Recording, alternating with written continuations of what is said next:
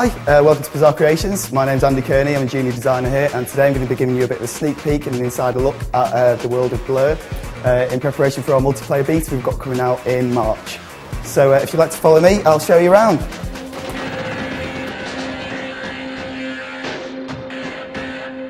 So what I'm going to talk to you about today is how we went about creating the environments for Blur. It's a little bit different to how we've created the environments for our previous games. Before, we've always taken a real world location and pretty much copy it to the letter. With the nature of Blur and all the chaos that's going on the track at one time, we felt that that wasn't really going to fit with our game, so we really needed to design tracks that were a lot more kind of not easy to navigate, but a lot more straightforward, and you weren't going to have to think too hard at the bends when somebody was like trying to hit you with a shunt or a barge or whatever else. I'm going to show you one of the sort of more rural locations that we chose, and that was Sausalito, San Francisco. It's obviously quite a few iconic visuals going on in this place. So we've got the Golden Gate Bridge that comes across here, and then the route sort of comes up around here through this large tunnel, and then takes all the roads through the hills, drops back down onto the beach, and then you drive along the beach and under the Golden Gate Bridge. Now obviously in reality you can't do that because there aren't any roads on the beach and the rocks come out, and you can't get from one bit to the other. So we actually created tunnels in between so that you have this link that comes right the way through. As you come through the tunnel, we've still got the same problem here where you can't really drive, so we've just kind of made this area up a little bit. We've got the fog coming in onto the beach, and then we've got this kind of rocky archway that you can decide to drive through, or you can take the path through where the sea's lapping up against the beach. And then you just get closer to the bridge, and it's just like real iconic moments that we're trying to capture all the time.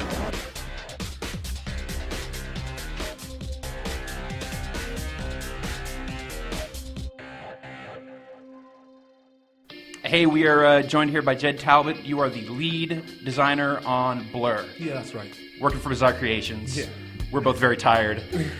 How you doing, sir? Yeah, I'm good. And you? I am tired, but I've spent almost an entire day playing some Blur, and it's looking pretty good. It is very different from the PGR games, but it is still a racing game at its core. Is there anything you'd say that the experience with PGR that you brought into Blur, anything specific? One thing that we have to say is one of our legacies from PGR was great handling. Great physics model, and these are things that we wanted to carry over into Blur. Similarly, people, as soon as you decide that you want real cars, then it's a no-brainer that you're going to have real environments or realistic environments. So the challenge was how to take those real cars and those real environments and then meld them into a more action-orientated experience, and that's been what we've been trying to do for the past 2 years. Song 2, had you even considered it? No. It didn't even come up in a conversation at some point. There wasn't in a meeting room where you said, you need to get that song and put it over the opening credits. Or were your audio guys, did they just wanted nothing to do with any of that? No, we'd actually done all of the audio agreements and all of the agreements with artists long before we came up with the name. It just turned out to be a happy accident that we sounded like a major UK band. All right, final question. Geometry Wars 3, what's up? Can't tell you. But that's not a no, that's not a denial. That's a can't tell you. And we're going to cliffhanger on that. Ged, thank you so much for your time, Thank sir. you. Morning, welcome. I'm Nick Wiswell, audio manager. This is Mike DeBell, lead sound designer. Hello. We're going to show you some of the individual audio elements of Blur, because obviously you'll get the chance to experience the full thing later on today down at the big event.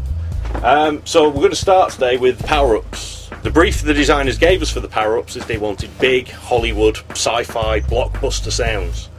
So we had the unfortunate task of sitting down having to watch through Star Wars and Iron Man and Transformers. It was really hard work, but we used that as inspiration to sort of create the sound of the power-ups, and we'll go through each one of them quickly for you now. So first up we've got Shunt, which is a homing projectile.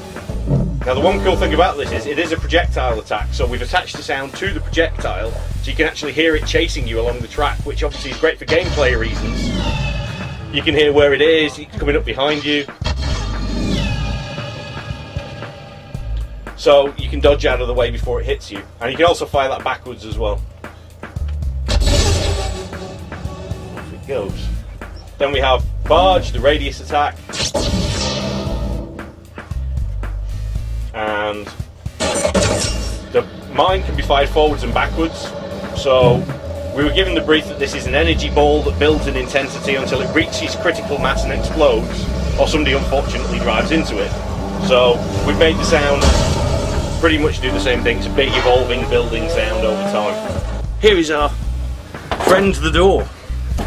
Now we've used this to record scrape sounds. We tied a rope to it, we tied the rope to the back of a car, I hung out the back of a car with a microphone and we dragged it up and down the street outside the office for an hour. So we got some really good scrapes. We've hit it with hammers, we've thrown it at things, we've done all sorts of crazy things with it, but the stones are actually some gravel from the grassed area out the back and some wet tissue paper thrown at the door. So we got those individual stone hits and mud hits that we were looking for, and then we use those as individual samples in the game, control their playback so that as you go quicker we play more of them, we increase the randomization, and obviously it's a full four-wheel model, so each wheel's modeled separately on the car, so you're getting all that variation of what tyre's doing what at each time. We also have a fiberglass door off a Lotus Elise, which we got because one of the guys here owns it and one of our audio programmers drove into it.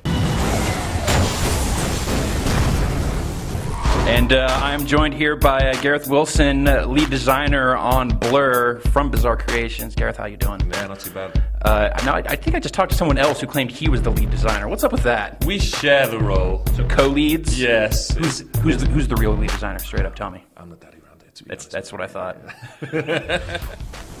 We're seeing Blur here today for the first time in a long time. I haven't seen it since E3 09, and a lot has changed. Absolutely. When we started work on Blur, it was a really tough development, to be honest. We'd recently been acquired by Activision.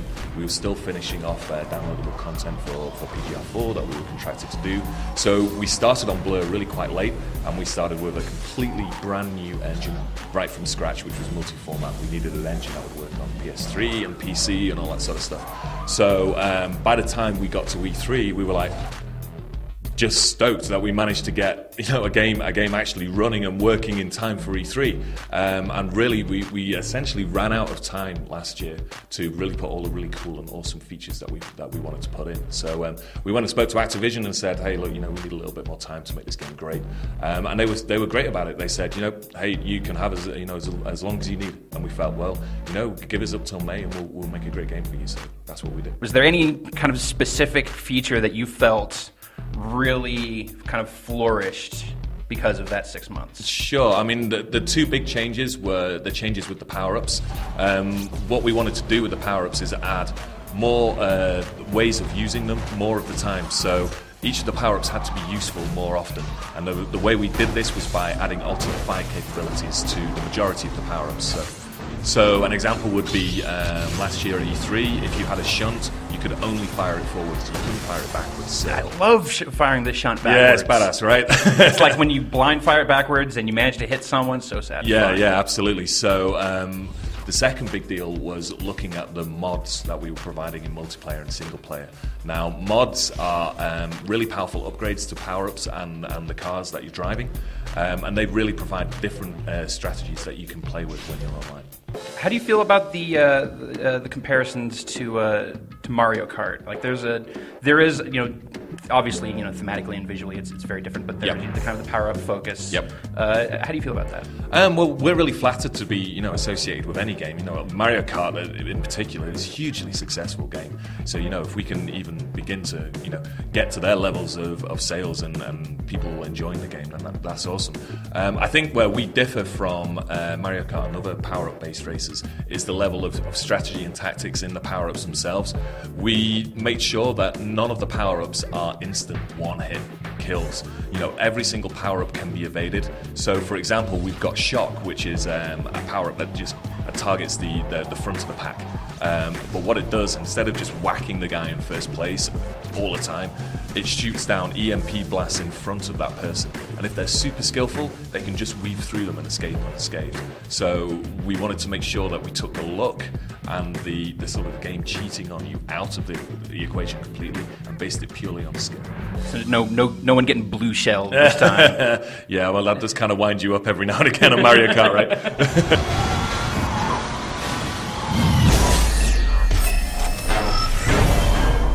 Geometry Wars 3. Yeah.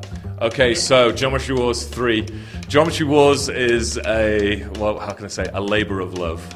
Sure. It's done when it's done. Right. So yeah, it's one of the few games that at Bizarre Creations just really doesn't have a schedule, right? When there's only maybe 2 or 3 people who are really involved in working on Geometry Wars. They're doing all sorts of super complex stuff for us, and when they get free time, they work on it. And it's really an example of a video game which really comes to fruition without a deadline. So Geometry Wars 2 just came and was done very quickly. Geometry Wars 1 came very quickly. Then Geometry Wars 2 took forever to come out, and it was really because the guys were just messing around with it, and there was no real deadline for it. And that's why it's such a great game, because it didn't have the pressures of time or anything like that. So it'll be done when it's done. Excellent. That's a good answer. That's a good answer. Yeah. Gareth, thank you so much for your time. No worries. Thank you. Okay guys, cheers for coming by. Make sure you get your hands on the copy of the MP Beta coming your way in March. We've got 4 tracks, 14 vehicles, plenty of mods, plenty of challenges. It's going to be epic.